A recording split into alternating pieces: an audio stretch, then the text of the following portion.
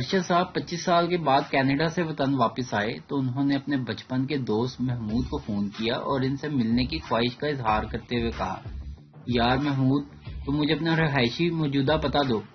محمود صاحب نے جواب دیا، تم حیدری پہنچ کر پان والی دکان کے برابر میں 70 نمبر کی بلڈنگ میں جا کر کونی سے بیل بجانا تو میں اپنے فلیٹ سے ہی بٹن دبا کر باہر کا دروازہ کھول دوں گا۔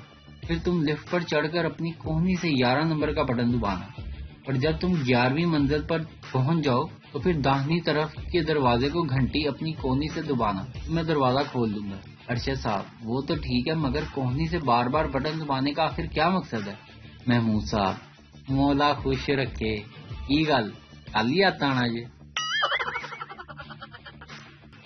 الفاظ کا صحیح استعمال۔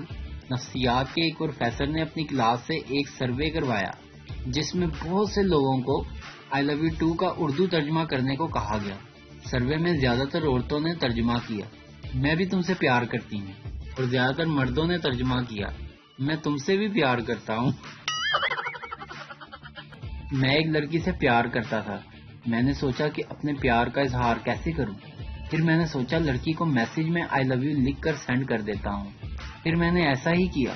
تھوڑی دیر بعد میرے پاس میسج آیا، میں نے سوچا یہ میسج سرپرائز ہے، صبح پڑھوں گا۔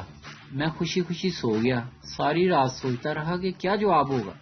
دل میں ڈر بھی تھا کہ ناراض نہ ہو جائے، اور صبح اٹھ کے میں نے پہلے 2 رکعت نفل پڑھی، پھر جیسے ہی میں نے میسج پڑھا تو لکھا تھا، dear customer, message sending field, please recharge your account first and try again.